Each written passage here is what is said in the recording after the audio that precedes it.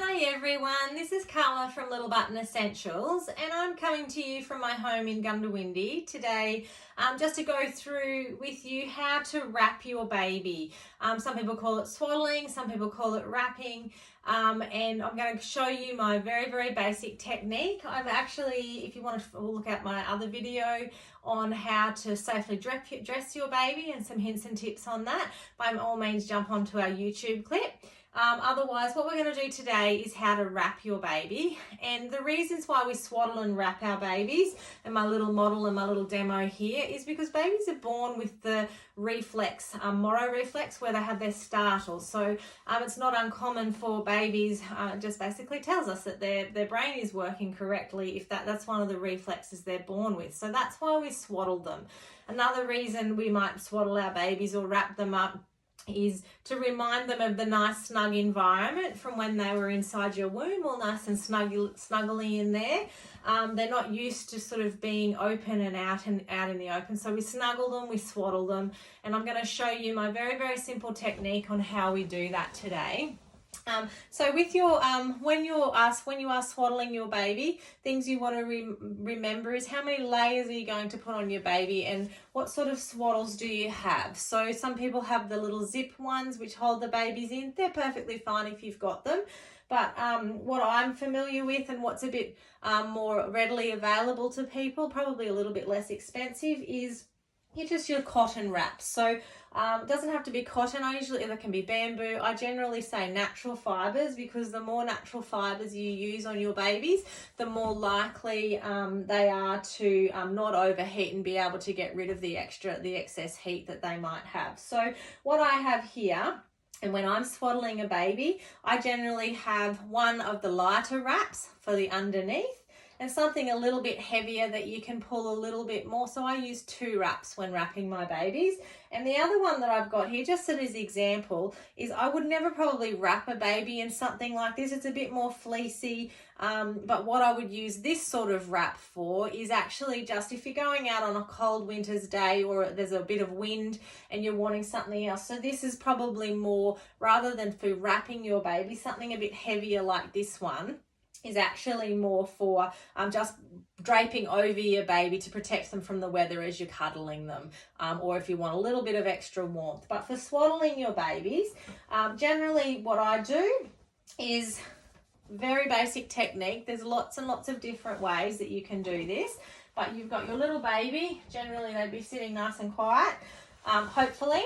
I usually have 2 wraps. The first one I fold down and I have that square on. So I fold that one down. The second wrap, which is really going to be their first wrap. The first wrap, I fold it as a triangle. So did you see how I folded that on a triangle? So I folded it so you've got it square. I pull the top corner down so you've actually got a triangular piece at the top, if you can see that there. And then I put it over on top of this one.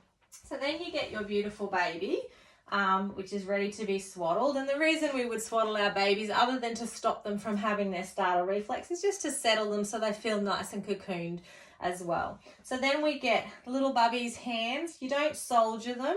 You don't pop their hands down beside their side. I describe to my women in my midwifery practice that if you put their hands like this, their hands are actually their navigation system. So if they can't reach their hands and they can't find where they are or have them near their face, which is what they're familiar with when they're in your belly, they tend to lose their bit of where they don't settle as well. So if you pop this baby's hands underneath that swaddle, underneath the other triangle. Of course, a real baby, as opposed to my little model here, is going to be a bit more flexy. Fold that one nice and firmly, not too tight, but fold it over the top of your baby and under. So see how their hands are still able to come up to their mouth. This one here, we fold it up and over, exactly the same. So they've still got both of their hands up. Then you grab the bottom of your wrap, and I actually fold it up and over and wrap it under. So you've got the first one swaddled. Sorry, this baby's flipping all over the place.